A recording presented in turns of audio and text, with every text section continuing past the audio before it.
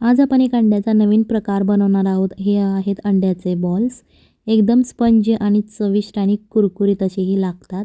So ही recipe करण्यासाठी जास्त सामग्रीसुद्धा आपल्याला लागत नाही। घरात जे आपले साहित्य अवेलेबल असतं त्यातूनच आज आपण ही रेसिपी बनवणार आहोत। ही रेसिपी बनवण्यासाठी सगळ्यात पहिल्यांदा एक तुम्हाला इथे बाउल घ्यायचा आहे। हा मी जर्मलचा बाउल घेतलेला आहे, तुम्ही कोणताही घेऊ शकता, काचेचा किंवा स्टीलचा। त्याच्यानंतर इथे 2 अंडी घ्यायची आहेत, ती फोडून घ्यायची। त्याच्यानंतर अशा प्रकारे आपल्याला हँड बीटर घ्यायचा आहे।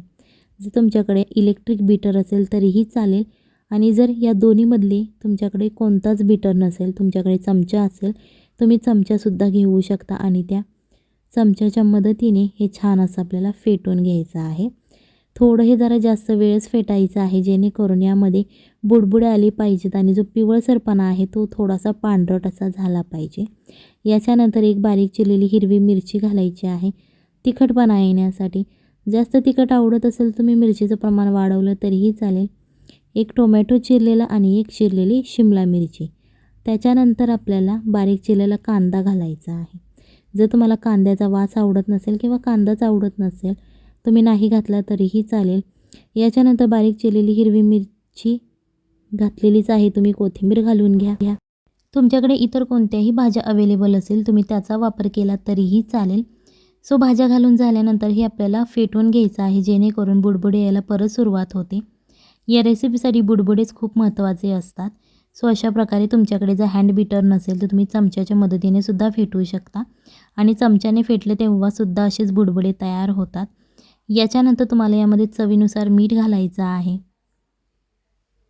मीठ घालून झाल्यानंतर परत हे आपल्याला थोडंसं फेटायचं आहे, जेणेकरून आपण जे मीठ घातलेलं आहे ते या सगळ्या भाज्यांना आणि या अंड्याला लागलं जाईल आणि छान असं आपलं अंड्याचं बॅटर तयार होईल। सो ही रेसिपी नक्की घरी ट्राय करा। इथे आपल्याला आप्याचं पात्र घ्यायचं आहे। जर तुमच्याकडे नॉनस्टिकचं आप्याचं पात्र असेल तुम्ही ते वापरलं तरीही चालेल। सगळ्यात पहिल्यांदा हे आप्याचं पात्र घ्यायचं आहे, थोडं गरम करून घ्यायचं। त्याच्यानंतर त्याच्या सगळ्या होल्समध्ये आपल्याला थोडं थोडं तेल घालून घ्यायचं आणि परत एकदा गरम करून घ्यायचं। आणि त्याच्यानंतर तुम्हाला अशा प्रकारे जे आपण अंड्याचं बॅटर तयार केलेलं आहे ते सगळ्या होल्समध्ये घालून घ्यायचं आहे। हे बॅटर काठोकाठ भरायचं आहे सगळ्या होल्समध्ये, जेणेकरून तुमचे आप्पे छान असे तयार होतात। जर तुम्हाला जास्तच गडबड असेल तर तुम्ही याच्यावरती झाकणसुद्धा ठेवू शकता। थोडंसं कडेने चमच्याने तेल घालून घ्यायचं। जर तुम्हाला बटर किंवा तूप आवडत असेल तुम्ही त्याचा वापर केला तरीही चालेल।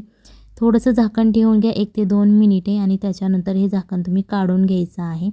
जेव्हा तुम्ही हे झाकण काढता तेव्हा तुम्हाला दिसतं की एका साईडने ते छान असे क्रिस्पी असे भाजलेले असतात। तेव्हा तुम्हाला अशा स्टिकच्या मदतीने, ज्या स्टिकने आपण आप्पे काढतो त्या स्टिकने तुम्हाला हे पलटी करून घ्यायचे आहेत।